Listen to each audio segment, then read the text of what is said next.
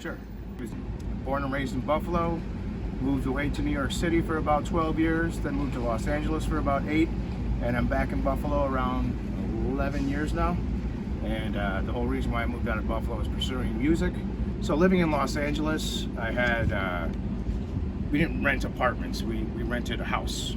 And with the house came a garage, so I would have like a studio set up back there, and I would just find tons of, like, people will call it junk, but I would just have a bunch of different things, and then dark stuff, and meat cleavers, and switchblades, and crazy weird dolls, and barber razors, and started to put together some art. And then I stumbled on getting this Mickey Mouse doll that was a vinyl, like a flexible vinyl.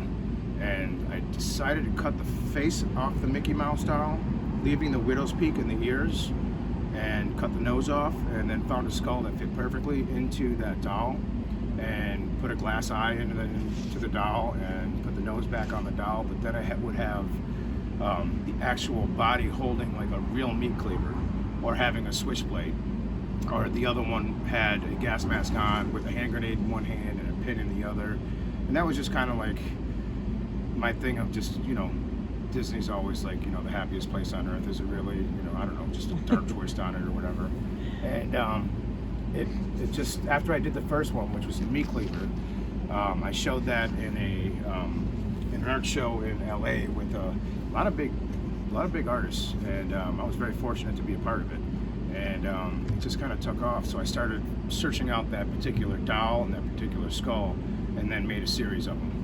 And then when I moved to Buffalo, I didn't have a garage, so I didn't want to have all this crazy knives and meat cleavers and everything laying around the dining room, because at the time he was 4 years old, my son. I didn't want him around all that, cut himself or hurt himself. So I started taking photos of the actual piece, and a good friend of mine, Anna Olsen, was trying to do Photoshop, and I was just like lost. I was, oh my God, it's so hard.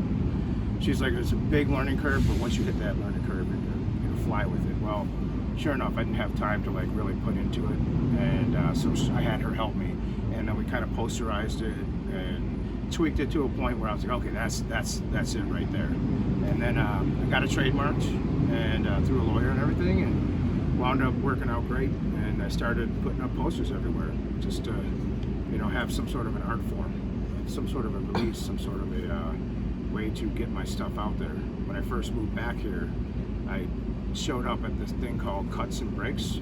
It was over on Main Street, like I think right across from Town Ballroom, and it was this like street art show. And I just rolled up to the street art show and just started putting posters up. And people were like taking photos of this happening, and they're like, "Who is this dude?" And he's just rolling up here putting posters up, and then I don't know. From there, it just kind of took off. What materials do you use to do your campaigns now? I use wheat. It's wheat pasting. So I've got a special mix that I use for my, that I don't really want to get out there. Yeah, that's fine. That I learned from these cats in Sao Paulo. We were on tour. I went out there with a bunch of posters, and we went out putting up posters all throughout Sao Paulo. And they taught me this combination of materials, and it really works. And it's like it keeps it up there. I mean, I've got posters up that have been up for like 5-6 years now they're a little tattered right now, but yeah, I've seen people put up a poster and like a month later it's falling apart, falling down. So my material is just paper, the adhesive that I use, rollers, and brushes. What challenges do you find when you're out there doing your projects, putting it up? Now that I own this restaurant and bar, the challenge is not getting caught, because I have a liquor license in my name, and the last thing I want to do is have that tarnish anything for the liquor license. When I'd be out in Europe, it was definitely the same kind of a thing. You'd have to watch yourself and be careful on where you were, because I'm in a foreign country and don't want to get arrested doing something like that. But I always try to go to the areas that have that have a lot of arts, like Kreuztown in Berlin, Germany. It's just filled with graffiti and street art, and, murals and posters and all sorts of stuff. It's almost like a place for it. Yeah. You don't want to put something up that falls on blind eyes, so to say. Like if you're in an area that has completely nothing there, yes, yours will be seen, but it won't be necessarily. People go to Croystown to see all the amazing artwork. You know what I mean? It's a tourist stop, so to say, to see that, and you know, you want to be able to be seen by the people who want to see it. Did you to do street art as opposed to, you know, just trying to go straight into like getting into gallery? I've done some gallery showings here. I just the physical aspect of putting these pieces together, like I was saying, I don't really have a space to really be able to do that. As you know, with a poster, you're on a computer and then you put it on a thumb drive, go to like Kinko's and they have the, you know, 3 foot or 4 foot by endless roll. It's just an easier thing to do. How many years would you say you've been at street art? Like I said, I moved here 11 years ago.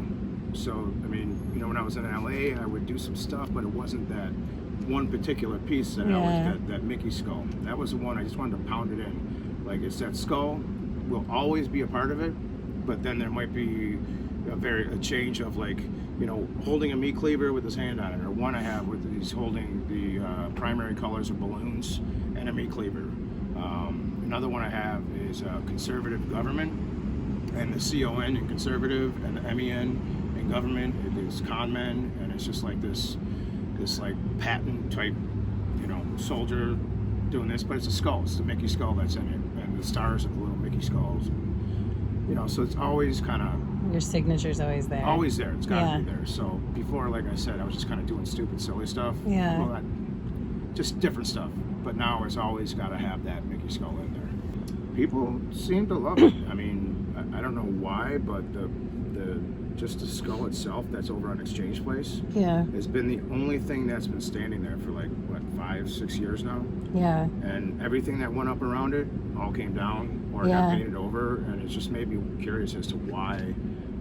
I thought that was kind of cool. I don't know, maybe the owner of the building likes it. Anything else in general you want to share about your piece or your process, or like the next campaign you have coming up? You know, I think it's just a thing of, like, I've actually, I feel like I've inspired a few people to kind of do some stuff. And then I've seen them kind of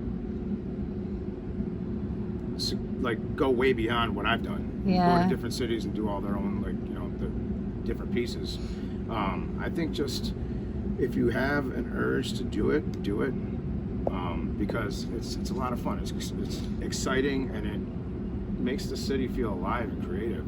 Like I said, when I was living in LA and New York City and touring around the world at all these different cities, I would just see this like city that would have all these cool little pieces, and I'd actually go out looking for all these pieces, and I didn't feel Buffalo really had any of that. I just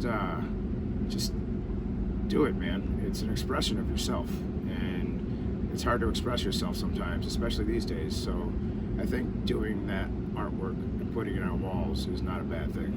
I'm not telling you to go and graffiti people's houses or anything like that, but you know what I mean. It's like there's a place for everything.